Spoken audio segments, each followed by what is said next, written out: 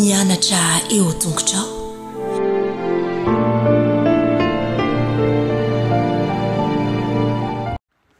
Falomerabantsika tsirairavindray tonga eto amin'ny fandraisana lesina ho an'ny lehibe sika amin'ity alahady ity misaotra an'Andriamanitra isika fa mbola fahasoavana sy famondram-pohatrany no arotsany amintsika. Lohandirantsika ny amin'ny lesona anio dia hivavaka sika.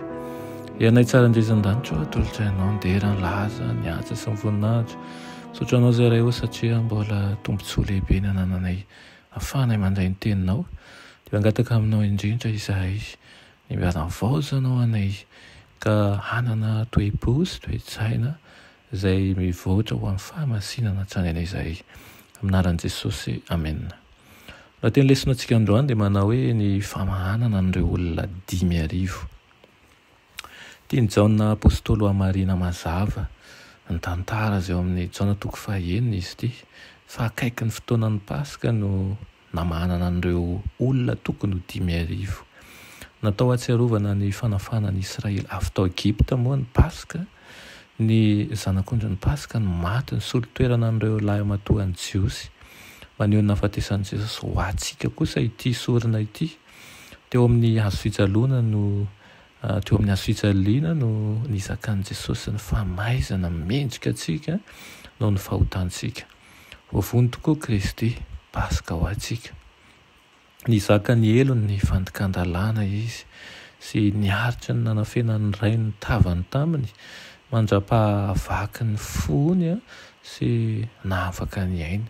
Izany sorina rehetra izany natao dia mba azahoana manavitra ny mpanota. Amin'ny atsipirian'ny maro ao amin'io tantara io no mampitany Jesosy amin'ny Mosesy araka ny ao amin'ny Eksodosy. Manondra ilay fanafahana lehibe tany amin'ny tany Egipta ny fotoanan'ny Paska.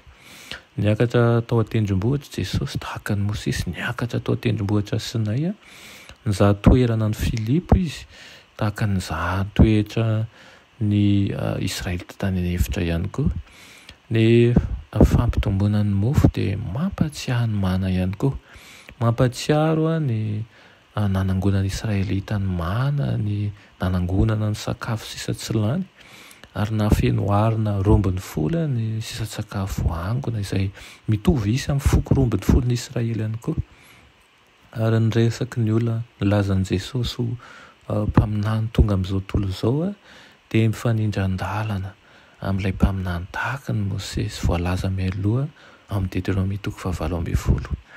Ireo rehetrareo dia manondra an'i Jesosy ho ilay Mosesy vaovao izay tonga nafaka ny olona. Araka izany, tsy Jesosy manao famantarana sy fahagahana fotsiny no asehon'ny Jaona, fa izy izay manao famantarana sy manao fahagagana izay nisy heviny manokana ho an'ny vahoaka Jiosy.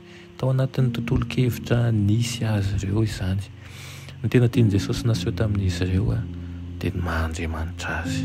Ny tena tian'i Jesosy aseho amintsika ankehitriny ihany koa dia ny maha-Andriamanitra azy.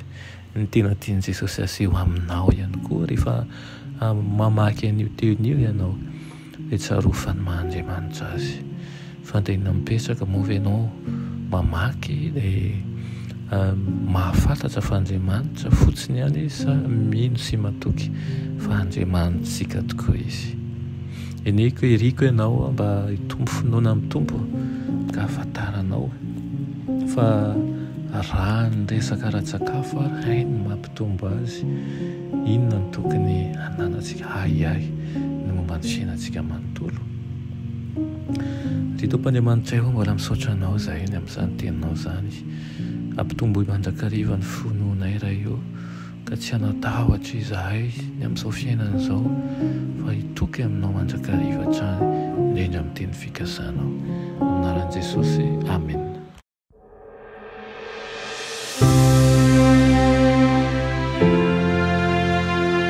Mianatra eo an-tongotry Jesosy isan'andro.